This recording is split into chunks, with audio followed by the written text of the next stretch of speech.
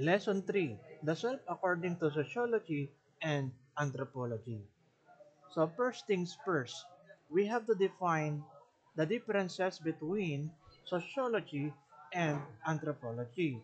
So in here, sociology and anthropology are two interrelated disciplines that contribute to the understanding of self.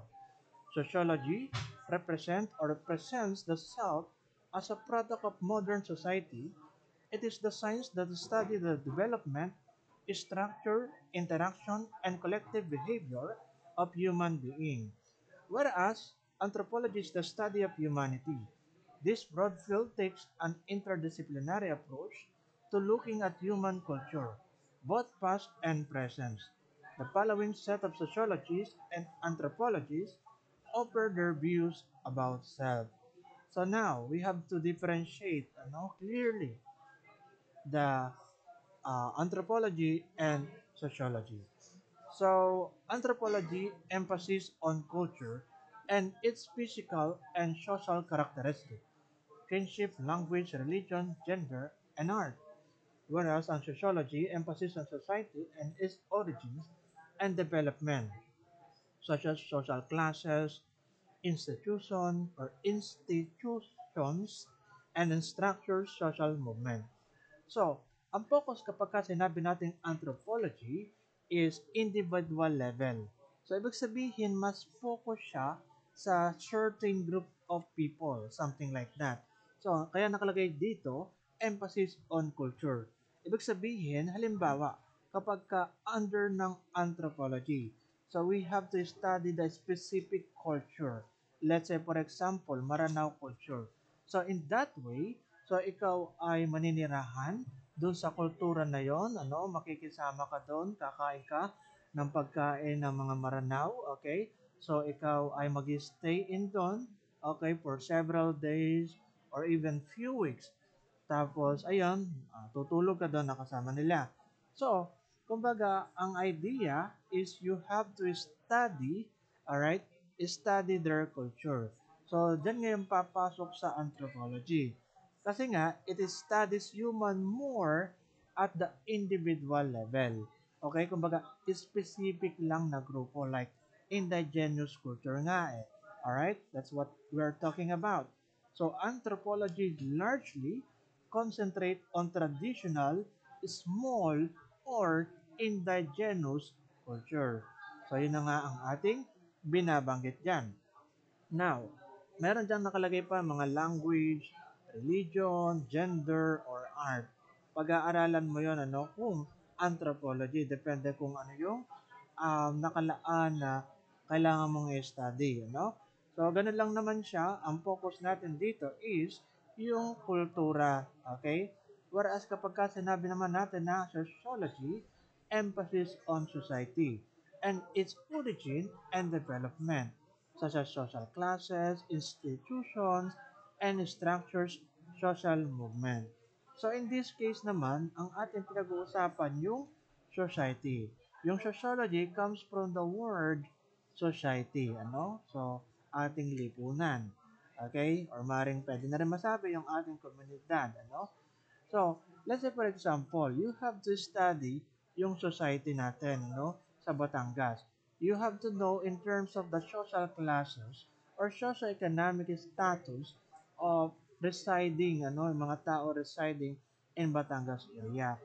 So, ibig sabihin, you have to conduct several surveys in different part of Batangas for you to know how many, kung ilan yung middle class income or low middle class income, ibig sabihin yung mga mayayaman, or sabihin na natin yung may kaya, or even yung mga mahirap. So in that way, titignan mo ngayon yung data. Okay? So kaya nakalagay dito, emphasis on society. Pag-aaralan mo yun, mas emphasis ka sa pag-aaral dun sa society na yon, kung ano yung social classes or socio-economic status noon. So, ganun lang naman yung kasimple, So, kung ulitin natin, differences between the two, ang anthropology is kultura lamang. Whereas yung sociology is society. Kumbaga, mas malawak siya, kumpara sa anthropology. Okay? So, yun lang naman yung differences between the two. Okay, I think let's proceed to the next. So, actually, ang next natin is itong um, sunod na PowerPoint. Okay? So, dito, George Herbert Mead and the Social Self. Basahin muna natin, ano? Okay. So, Mead is an American philosopher, sociologist, and psychologist. He is regarded as one of the founders of social psychology and the American sociological tradition in general. Mead is well known for his theory of self. He postulated that the self represents the sum total of people's conscious perception of their identity as distinct from others. Kumbaga, the moment na ikaw ay conscious sa iyong perception or yung conscious perception na sinasabi natin na ikaw ay distinct or kaiba or unique sa ibang tao, yun yung nagre-represent or nagre-reflect sa iyong sarili. So the self represents the sum total of people conscious perception of their identity as distinct from others. Gaano ka ba ka-separate or ka-unique dun sa ibang tao kapag ka pinagkumpara mo? So yun daw yung iyong self according to George Herbert Mead, the sum total of that. Okay? Now, let's move on to the next. We have here, individual selves are the product of social interaction and not logical or biological in nature. So, pinatutungkulan dito sa sinasabi niya na tayo daw ay nade-develop through social interaction or sa ating environment, not logical or biological in nature. Kasi para sa kanya, there is no room for a biological effect or influence sa atin in terms of development. Kung meron man, ay di ko konti. Ano? Kumbaga, ang focus niya lang talaga is more on environmental or yung social interaction. He claimed that the self is something which undergoes development because it is not present instantly at birth. Yun na nga sinasabi natin, ano? So, sa paglaki natin, sa pagtanda natin, nade-develop yung ating sarili through social interaction, according to George Herbert Mead. Okay? In other words, one cannot experience their self alone. They need other people to experience their self. So, yun na nga. Actually, ako naman ay nag-a-agree dyan. Ano? Kailangan natin ng ibang tao para ma-develop tayo as a human or as a person. Ano? So, ganoon naman talaga. Let's say, for example, yung isang baby, isang sanggol, inilagay mo siya dun sa isang malaking bahay, pero yung bahay na yon ay walang mga, sabihin na natin, makaka-impluensya sa kanya para siya ay matuto. Wala ang magulang doon, walang tao doon, walang kahit ano, kundi siya lang ang naroon. Plus, syempre, meron siyang automatic na supply ng pagkain. Halimbawa, may machine na nag-aid sa kanya, okay, para talaga siya ay makakain. Parang ganyan, for the sake of mabuhay. Pero paano pagka siya ay, kumbaga, dudumi or iihi, mga ganun. So, yun ang mahirap, ano? Okay, so maaari, imagine na lang natin, dahil ng machine may mga ganon aid. Example lang to ha.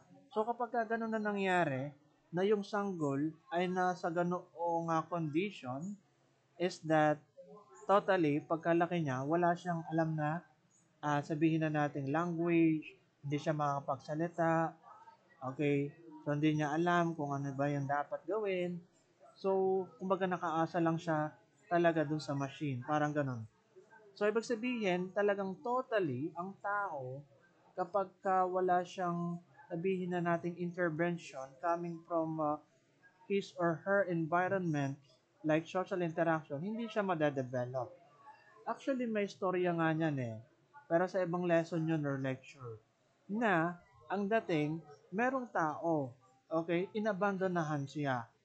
Ngayon, ang mga kasama niya, mga hayop.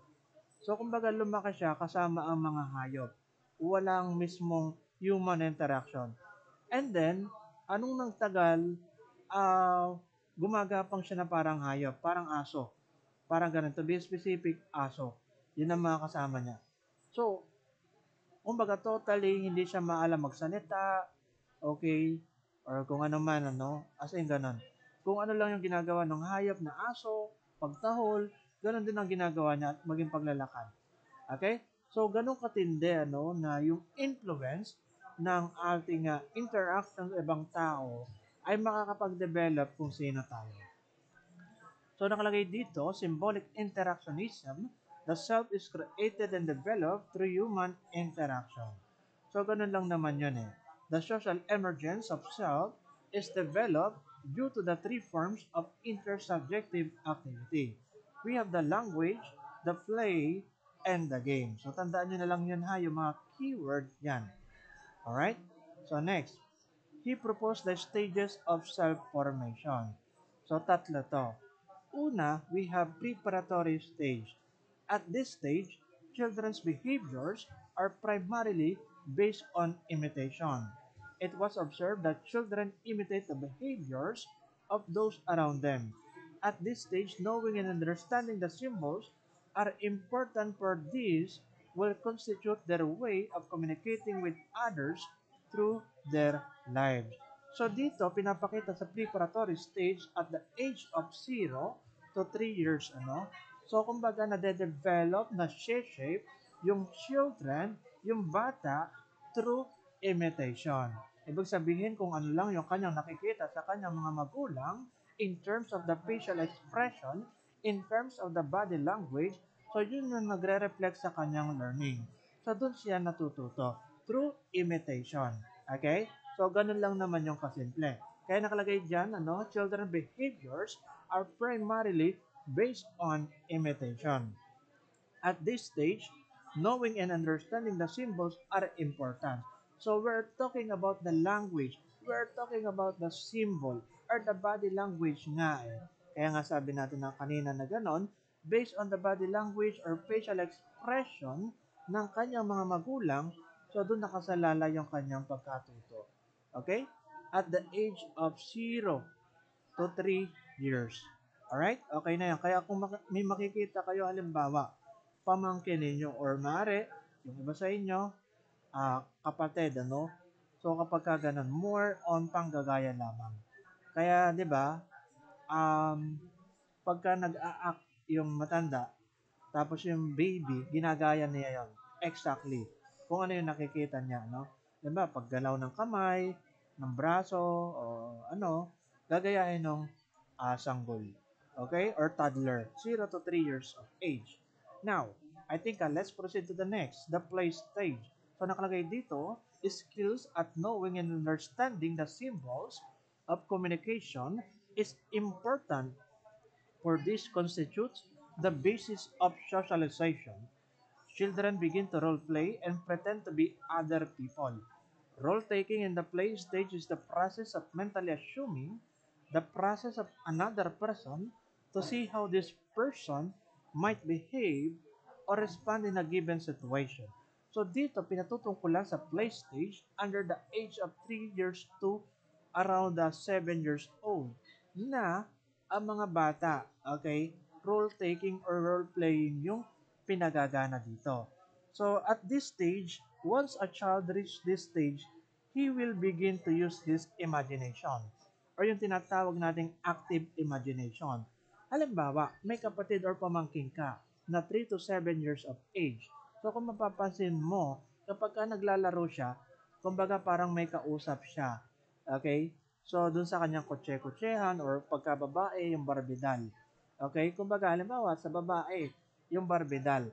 Habang naglalaro siya, ini-imagine niya yung barbidal would be her mother. Something like that, or her sister. Kumbaga, nagre-revolve lang muna sa kanyang pamilya yung character or even himself or herself, ano? So, yun ang ating binabanggit kapag ka-play stage. Kapag ka naglalaro, okay, role taking or role playing. Ibig sabihin, may inilalagay kang karakter.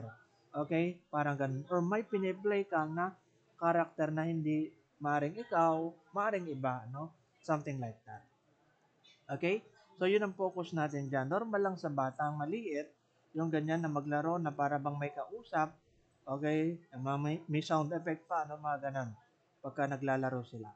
So, It is at this stage where child widens his perspective and realizes that he is not alone and that there are others around him whose present he has to consider. So nakalagay dito, there are others around him whose present he has to consider.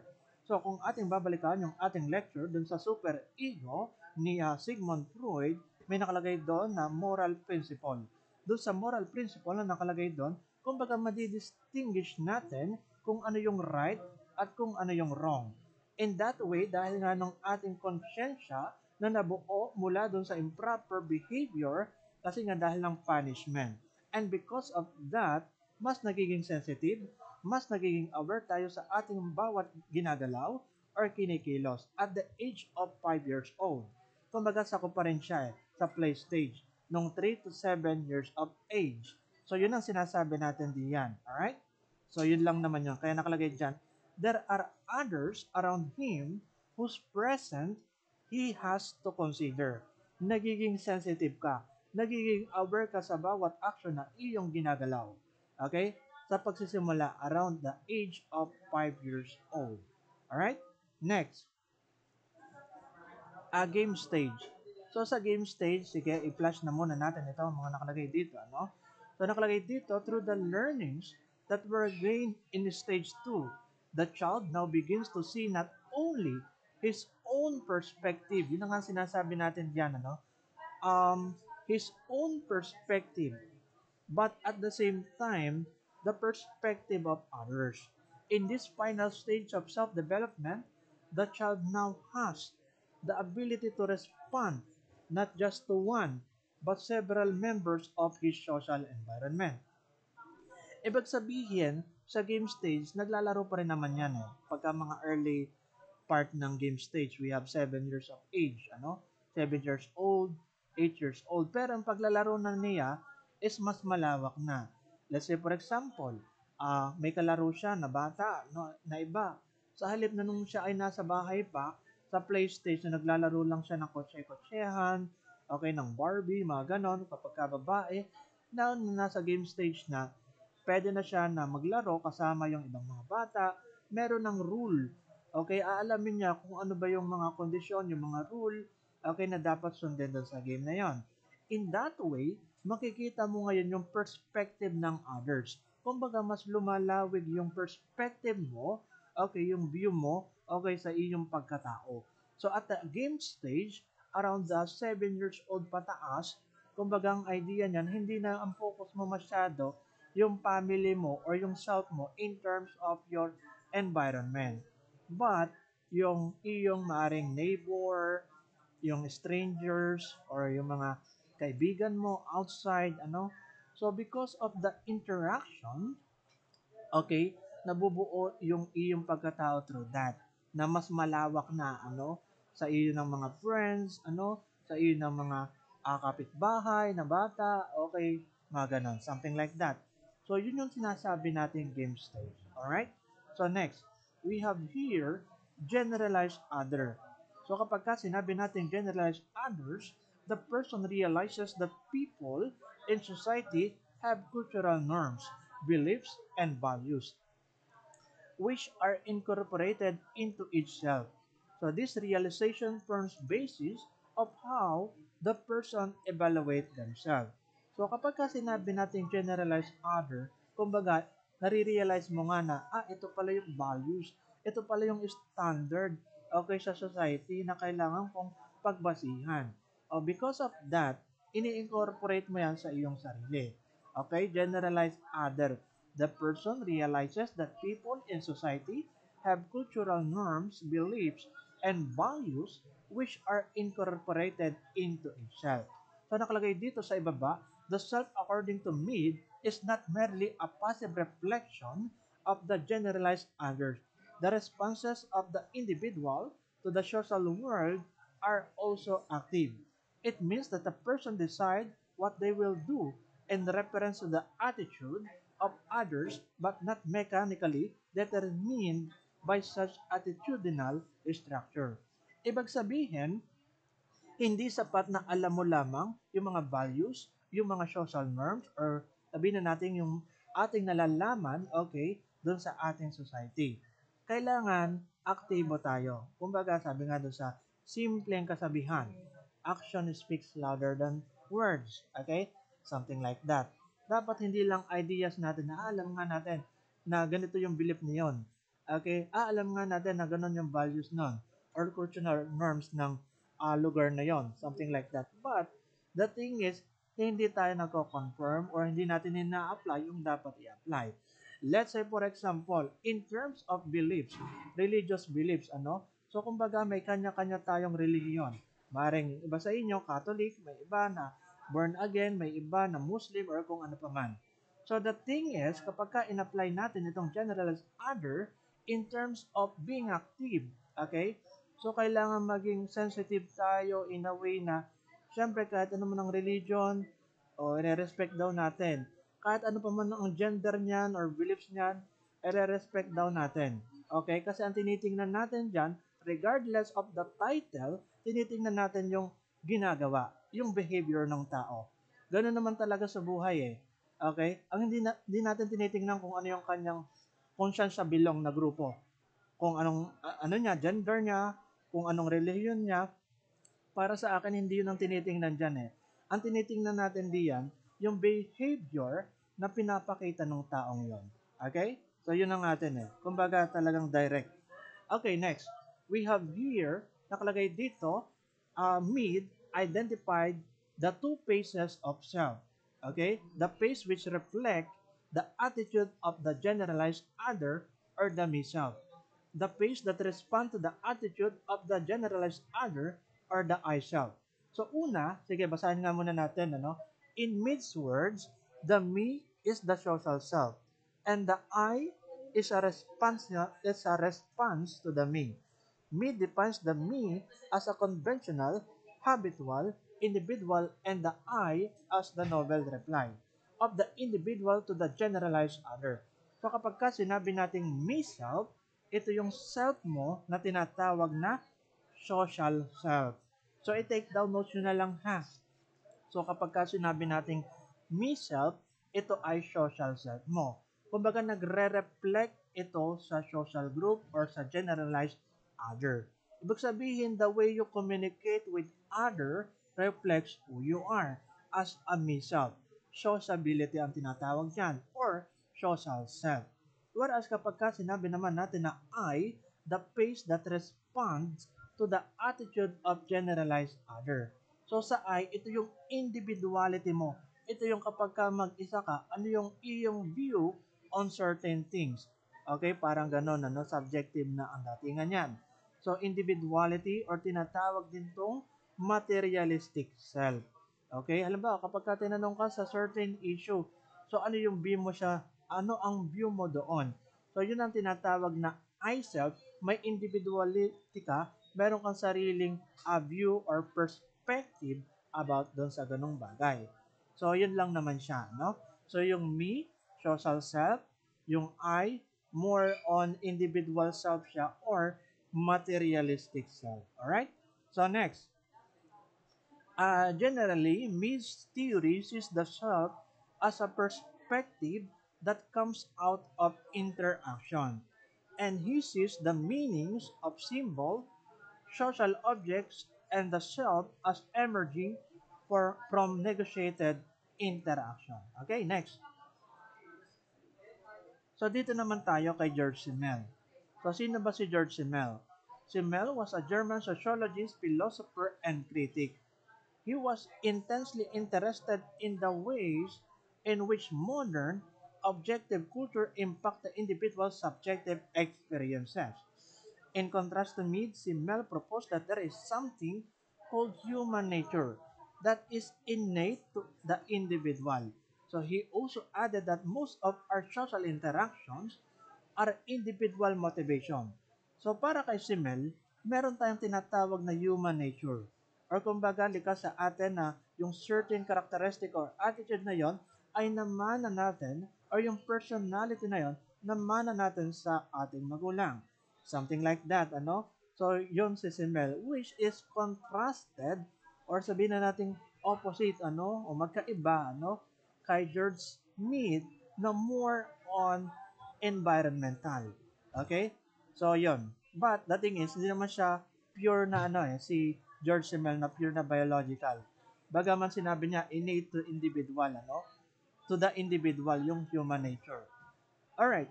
So, anyway, kaya nga dito, sociologist, siyempre, environmental pa rin siya, pinag-combine lang, in the case of George Simmel, yung biological. Something like that, yung kanyang view of self. So, Simmel, as a social thinker, made a distinction between subjective and objective culture.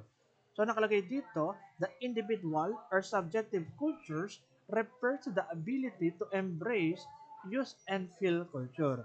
Whereas objective culture is made up of elements that become separated from the individual or group's control and identified as separate objects.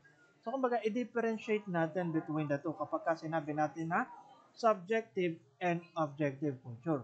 Una muna nakalagay dyan, objective culture. So, kapag ka sinabi natin objective culture, ito yung tangible aspect of culture.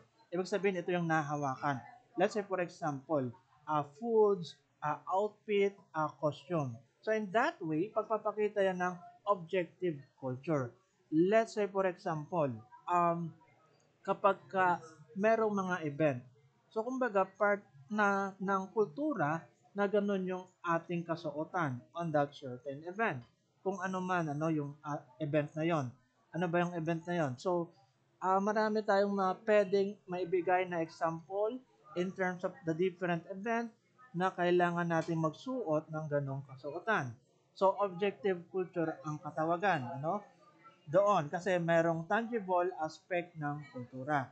Let's say for example, kapag namayapa, yung mahal mo sa buhay namayapa, or maaring yung ibang tao, yung mahal nila sa buhay namayapa. Ngayon, ang isusuot nilang damit ay kulay black. Kung brutal yung pagkamatay, or let's say for example, dahil ng krimen, napatay yun. Okay, yung mahal mo sa buhay or what. So, kumbaga, part ng kultura natin, di ko alam sa ibang bansa kung ganun din, na ang idea, magsusuot ka ng kulay black. Kasi kumbaga, mourning. Okay, mourning, mourning, mourning. So, kumbaga, hindi marangal, hindi fair yung pagkamatay niya, kulay black.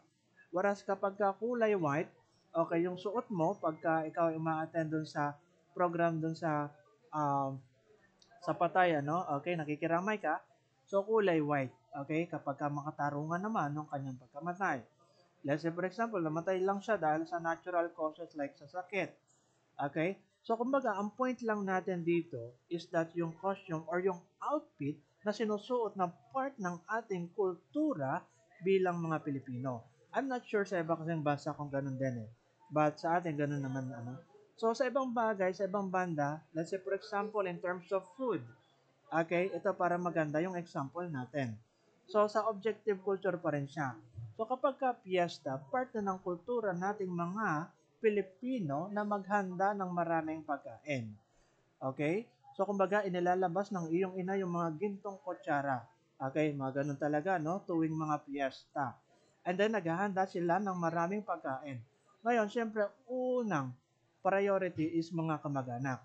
Pangalawa, yung mga strangers, na dumadaan dun sa lugar. So, ngayon, dahil nga piyesta, we're talking about food. And dun sa food na yon, papasok dun sa objective culture. Yung culture is equals to fiesta, yung objective is equals to food. Therefore, objective culture yung fiesta. Okay? Yung celebration ng fiesta na naghahanda tayo ng pagkain. Okay? So, ganun lang yan. Now, let's proceed to the next.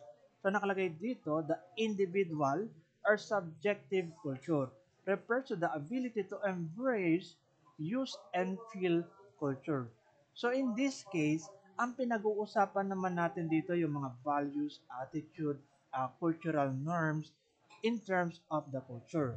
Let's say, for example, kapag kami na-disgrasya na tao sa kalsada or sa lansangan, kumbaga tayo bilang mga Pilipino, ipapakita natin yung tinatawag natin na trait or kultura natin, part na natin yon, which is yung pagiging hospitable.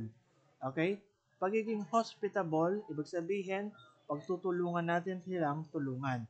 Sa ibang bansa, hindi ganun yung trait na yon. Pero sa ating bansa, kumbaga natural yon. Okay? Na may makita tayo na merong nakakaranas ng tragic accident or what. So, kumbaga pagtutulungan natin yon. So, in that way, pagpapakita ng subjective culture. Kasi ang pinapakita natin doon ay ideas or yung values pala at saka yung attitude. So, hindi siya tangible. Intangible aspect of culture which is the subjective culture. Alright? Now, next. Let's say for example, kapag mga Japanese.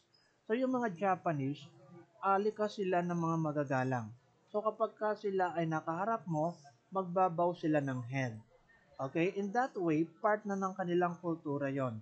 So, pwede natin ipasok yun sa subjective culture.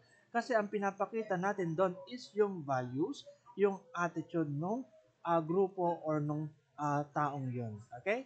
So, ganun lang naman siya ha. Yung subjective, intangible, yung objective, tangible. Subjective, more on ideas, values, cultural norms. Objective, more on the clothing, the foods, the costumes, or the outfits. Okay? Outfits. Mga ganon. Okay? So, yun lang naman. Yung object, more on physical. Yung subjective, culture, more on inner. Alright. Next. Okay na tayo dyan. I hope na nakakasabay tayo ha. So, actually, medyo binibilisan ko lang, Okay, yung ating pagsasalita kasi merong adjustment sa oras. Alright. There are interrelated forces in modern society that tend to increase objective culture according to Simmel. These are urbanization, money, and configuration of one social network. Okay, so may mga factors or may mga forces na nag-i-influence na pag-increase ng ating objective culture. According to Simmel, una, meron ditong nakalagay na urbanization. So kapag sinabi natin urbanization is the process that moves people from country to city living. This results to the concentration of population in one place brought by industrialization. So, kumbaga, this pave way to the idea of organization of labor or division of labor or increase of division of labor which demand specialization wherein this creates more objective culture. Ngayon, ating himayin. Sa urbanization comes from the word urban. Ibig sabihin nga, city living. Katulad natin ngayon, nasa urban tayo. Okay? Ibig sabihin, nasa syudad. Yung mga bahay-bahay, okay, mga infrastructure, okay, establishment, apartment, etc. Okay, or building, yan. Urbanization yan. Urban, nasa city. May mga vehicles, yan, etc. Whereas kapag rural, more on farm, more on bukid, more on bundok, mga ganon, kung doon ka nakatira. So, ayan, kumbaga yung urbanization mas nakakapag-increase ng idea ng objective culture na ating sinasabi dito. Alright? Next, we have here, Simmel also stressed the consumption of products has an individuating and trivializing effect because this enable the person to create self out of things. By consumption, an individual able to purchase things that can easily personalize or express the self. Sige, basahin muna natin yung ibaba. Money creates a universal value system wherein every commodity can be understood. Money also increases individual freedom by pursuing diverse activities and by increasing the option of self-expression. So ganito, 'di ba kapag tayo ay may pera, okay? May iba sa inyo na medyo may kaya, okay, yung pamilya or sabihin na nating mayaman, may mga ganon. So in that way, since meron kang pera, okay, so mas marami kang option, okay, sa pag-express ng iyong sarili. In a way of, alimbawa, meron kang mga gustong bilhin na talagang interesado ka. So dahil may pera ka, so nabibili mo siya. Ibig sabihin, mas na-express mo yung sarili mo through that. Okay? Mas marami daw option eh. Mas na-increase yung option mo sa self-expression because of the money. Totoo naman yun talaga eh. Okay? So, ayan. Pero minsan talaga mahirap kapag ka maraming pera, no? At yun ang nakalagay dito sa susunod. Additionally, money also discourage intimate ties with people. Money comes to stand in place of almost everything, and this includes relationship. Money further discourage intimate ties by encouraging a culture of calculation.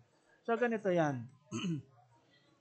So because of money, minsan nagkakawatak-watak yung relationship ng between people or group of people. So for example, sa pamilya. So kapag ka fully grown na siyempre tao, may asawa at anak na, may sariling pamilya, and then dumating yung times na yung kanyang magulang ay namatay na, no, o yumao. Hindi naman natin maiwasan yon. Darating at darating din yon. Okay, may mga times na gano'n na yung kanyang magulang may naiwan na bahay. And dun sa pag-iwan na bahay na yon, ngayon, kanino siya ma-inherit? Okay, something like that. Anong nangyayari, may mga bali-balita, which is totoo naman, nangyayari sa totoong buhay, is that nagpapatayan yung mga magkakapatid dahil lang sa pag-aagawan sa lupa. Biruin mo yon, sarili mong kadugo, sarili mong kapamilya, nagpapatayan for the sake of that land, ownership of the land, kung kanino ba talaga yung ganong portion, or what, ano. So, yun ang mahirap eh. Because of the money, nasisilaw ang tao. Because of the money, nawawasak yung relationship. Sabi nga dun sa simpleng kasabihan, the love of the money is the root of all evil. The love of money is the root of all evil. Once na masyado mong minahal yung kayamanan, so, yan ay makaka-apekto talaga, no, sa mga relationship para mawasak. Okay? Kaya yon, huwag tayo masyado sa pera ha. Okay, kahit kayo dumating sa point na kayo ay magkatrabaho, syempre, pag nakatapos, huwag nyo masyado anin yung pera. Parang Diyosin, no? So, although, syempre, given na kailangan for our basic needs. But the thing is, yung parang nagiging sakin tayo, so yun yung masama. Okay? So, yeah, that's my point. Okay, na dapat nating maintindihan. So we have here, money further discourage intimate ties by encouraging a culture of calculation. So speaking of culture of calculation, halimbawa, ganito pala sa ibang usap natin, yung sa sitwasyon ni Carlos Yulo. So si Carlos Yulo sa kanyang ina. Okay, ano ba yung masasabi natin dito, no? So yung relationship na sa kanyang ina is hindi maganda. Kasi nga, kumbaga nagkaroon ng latak ng pagsasama. Okay? Kasi during the time daw na si Carlos Yulo ay sumasali sa mga international competition or mga Olympics or kahit naman sabihin natin hindi man international during that time, ano? Pero malakihan. So nagkakaroon siya ng monetary incentives or award or reward or award pala, no? Mas appropriate yung term na yan. Ngayon, yung kanyang ina daw, yung pera na nakukuha ni Carlos Yulo ay kinukuha ng kanyang ina without the knowledge of him. So, yun yung kwento, ano, sangayon doon sa sinabi mismo ni Carlos Yulo. Ngayon, ano ba yung ating view doon? Okay, sa side ko, ano ba yung parang perception or view ko or point of view ko doon sa mga ganong situation? Para sa akin, kung talagang ginawa nung kanyang ina yon, ay di dapat mag-apologize siya, no? Hindi yung magpapaawa sa social media, although given na nga nakapamilya, hindi mo pa rin may wawaglit na ina mo pa rin yun, magulang mo pa rin yun, given na yon. But the thing is, for the sake of what? Na magpapaawa or what, ano? Na kung ginawa mo nga yun, no? Nanguha ka ng pera tapos parang gusto mong pasamain pa yung imahe ng iyong anak, ano? Parang ganun. So, kumbaga nagiging makasarili ka nun kapag ka ganun. May mga magulang talaga na tinatawag nating narcissist. Ibig sabihin, para sa kanila, sila lagi yung tama. Okay, sa kanya lahat ng bagay, sa kanyang anak. Parang ganon. May mga ganon. Actually, maraming mga ganon Pilipino, okay, na ang magulang ay narcissist. Okay, ngayon, balik tayo sa situation, ano? So, sa sinasabi natin ganon. Alam nyo, ang tayo mga Pilipino, tinatawag na collectivist. Ibig sabihin, mas dependent tayo sa ating mga kapamilya, mga ganon. Whereas kapag mga Westerner, individualistic. Kaya kung mapapansin ninyo, at the age of 18 years old, kumbaga required na or automatic na sa mga Amerikano na humiwalay sa kanilang kapamilya. Whereas tayong mga Pilipino, parang masyado tayong dependent sa ating kapamilya. Pero yun naman ay kultura natin eh. Okay? Depende rin naman yan. Pero more on gano'n naman tayo, collectivist. Ibig sabihin, depende kahit tayo magkaroon ng asawa at anak, magkasariling pamilya, ay kasama pa rin natin yung ating ama at ina. Parang gano'n, di ba? Okay? Or kapamilya minsan, ano? Pero ayun, my point is, yun nga, napapakita natin yung kultura, halimbawa dun sa situation ni Carlos Yulo sa kanyang ina. Hindi na natin alam kung ano ba talaga yung whole story, but ganun yung idea. Kailangan na kumbaga, apologize, okay, apology pala, no, yung kanyang ina kay Carlos Yulo kung talagang nagawa niya yon. And that way, saka pa lang si Carlos Yulo i-accept yung ganon, then magkakaayos na sila. So, yun lang yung way, so mag-uusap sila ng talagang masinsinan, hindi yung kakalat lang sa social media, no, na ganon, na kung ano yung gagawin, na magpapawa or what, kung ano man, nagagawa ng eksena, okay, for the sake of attention. Alright? So, that's my view about that issue. Okay na? So, sige, next. Group affiliation in urban is definitely different from rural settings wherein the relationship are strongly influenced by family. An individual tend to seek membership to the same group, which makes the family as basic socialization structure. This natural inclination to join groups is called by Semel as organic motivation, and the grouping is called primary group. So ganito, kapag ka sinabi nating organic motivation, ito nga yung primary group. Let's say for example, yung ating family. Kumbaga, natural tayo nasasama or magiging kabahagi doon sa grupong iyon. So, nung tayo pagkapanganak pangalang, so kabilang na tayo doon sa tinatawag natin na organic motivation, which is the primary group. Okay? So, yun lang yon, natural inclination to join groups. On the other hand, in the modern urban settings, group membership is due to rational motivation or membership due to freedom of choice. Ito yung tinatawag nating secondary group, in which sa kalagayang ito, meron kang choices na makasama or makisama sa mga group na gusto mo. Let's say for example, fraternity. So, hindi ko lang kung may frat sa inyo or what, So, depende yan sa iyo. Kasi meron kang freedom since ikaw ay nasa urban settings, nasa city, kumbaga, so meron kang ganon, nakalimitan.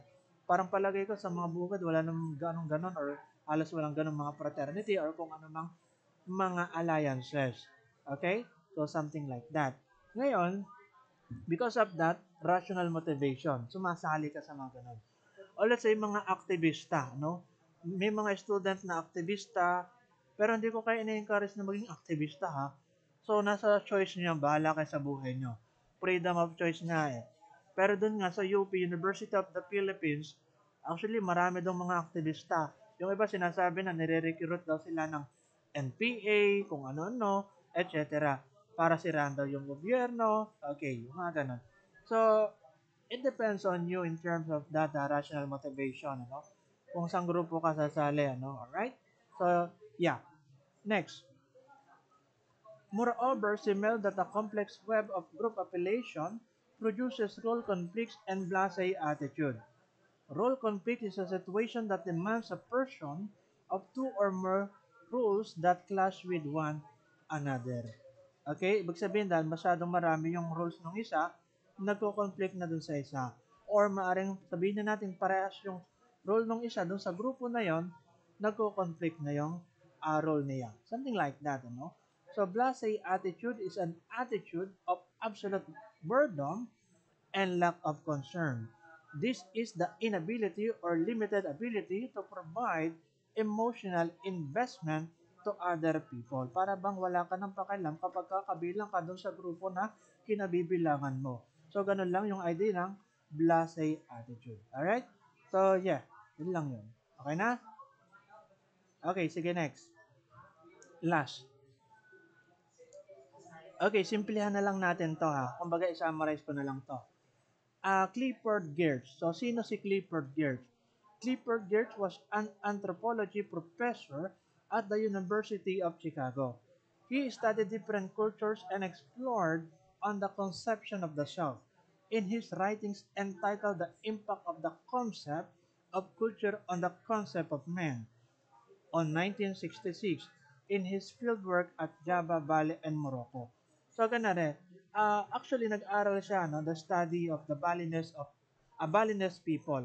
So sa kanya observation, yung mga Balinese people, sila ay nagpe-present ng kanilang sarili by group, parang ganon. Hindi nila kayang i-present yung kanilang sarili individually. By the way, pagkakaalam ko, Balinese people, indigenous yata, something like that. So part siya ng Indonesia na island. Something like that, ano? So, yun. So, kaya nakalagay dito, no, sa ibaba, a Balinese person is extremely concerned not to present anything individual in social life, but to enact exclusively a culturally prescribed rule or mask. So, kumbaga, uniform yung kanilang behavior or yung kanilang act. Parang ganun yata yung gustong ipahiwatig dito, no?